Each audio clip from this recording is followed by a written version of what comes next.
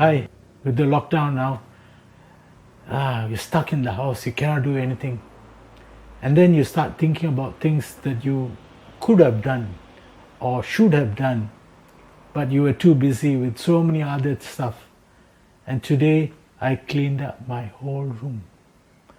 I put the bed sheets, the blankets, everything for washing.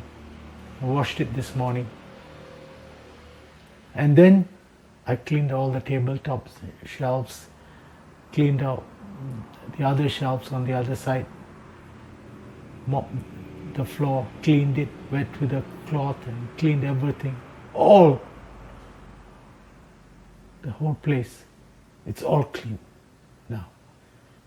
And then, best part of it is, guess what? I found some old stuff.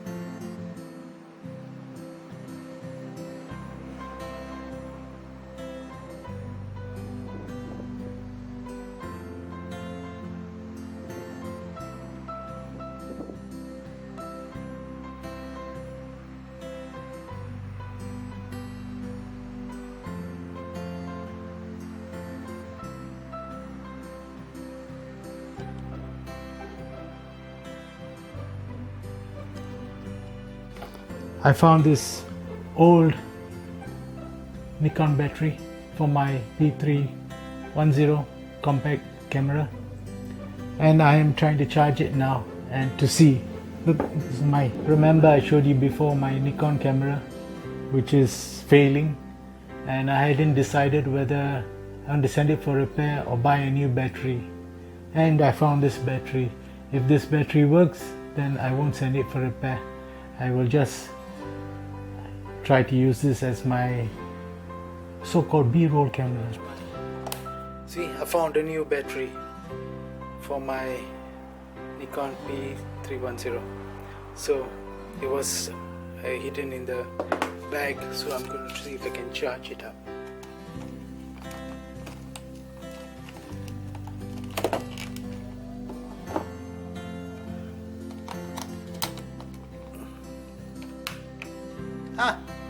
Good. It looks like it can charge. Okay, we'll see. At least now I have a good battery to use with my compact Nikon camera. Next morning it got charged, fully charged. Now I have to try it out on my camera. Guess what I found? I found an old dictionary. Look at how big it is. Those days we used to have dictionaries. We used to use dictionaries.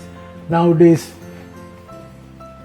concise Oxford Dictionary. Nowadays, nobody uses dictionary. They go and ask Google what it means.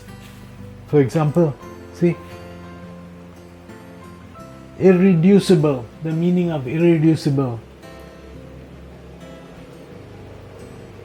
That cannot be reduced or simplified. Be brought to a desired condition. Fantastic dictionary. I remember when I was in school, I used to read the dictionary because so bored with everything else.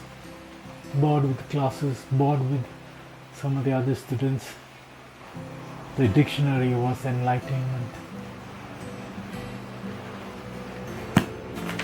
Look at when this first edition was, when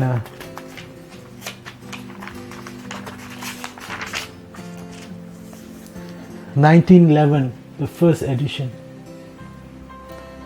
This edition was reprinted in 1991. 91, 2001, 2011, 2021, 29 years old. This book is 29 years old. Fantastic. The treasures of this world. Wonderful, isn't it? Simple things that last a lifetime. I also found the 3.5-inch floppy disk. They were like pieces of gold for us developers. We used to write, quickly save everything in these diskettes. They are blank, but I'm keeping them for posterity. Maybe one day they may be worth $1 million. That means I will have $5 million in this box. Wonderful, isn't it? So that's why I'm keeping. But do you know that the floppy disk, the 5.25-inch one, was invented by IBM, and then Sony invented this 3.5-inch floppy disk.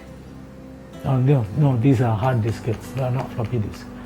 And in the 1980s, so that's 80, 90, 2000, 2010, 2020, 2020, 40 years old. 40 years old. Can you imagine that? Can you imagine that? I've got stuff that is 40 years old. My God, that's wonderful. Let's see what else I have. And here is my stock market game. Fantastic. I really enjoyed playing this game, and I really enjoyed making this, developing it. It runs under DOS, so it doesn't run under Windows. I wrote my game in C++. Here's an example on my screen. And I took it to exhibitions and showed it around, and people enjoyed playing it. I had difficulty selling it in the computer shops because they are very fussy, terrible, difficult people to handle. And I didn't have a marketing guy to help me do the marketing. But I really enjoyed developing this program. And this program was done in 1994.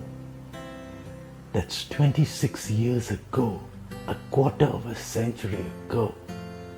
I had done it. I did my own game under DOS. But all of it was a result of my research work on the stock markets, predicting the stock markets. Now you have a look.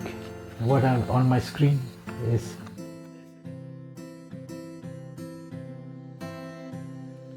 I must say I've really enjoyed developing and analyzing the stock markets, the trends, commodities. They were wonderful. I really enjoyed every minute of it, you know. I was predicting wheat, sugar, gold, silver, and a lot of big boys got annoyed because I was predicting 2 years into the future. I remember a friend of mine took me to meet some minister's son.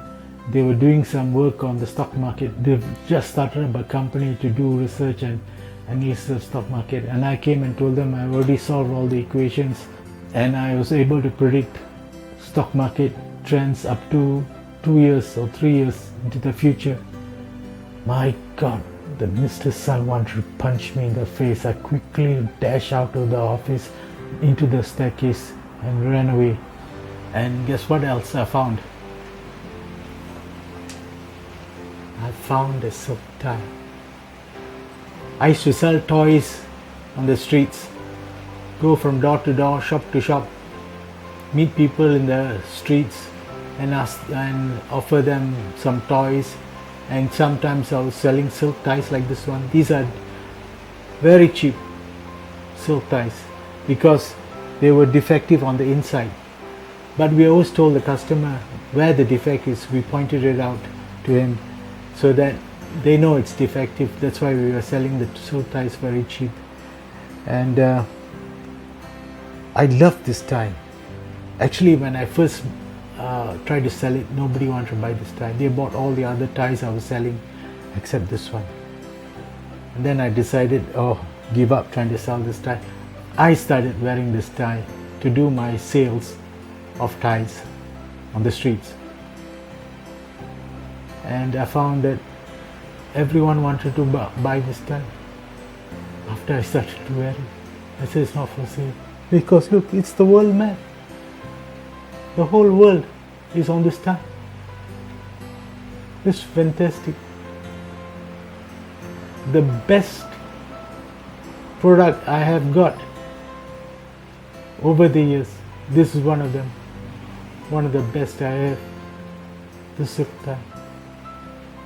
It's about 20 years since I was doing door-to-door sales. Walk around the streets, the markets, the coffee shops, selling whatever I had to earn an income. That's how I funded my research. And it's raining outside, so you can hear the rain.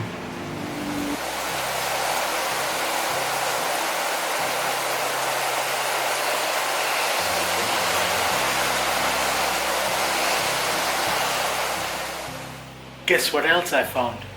I couldn't believe.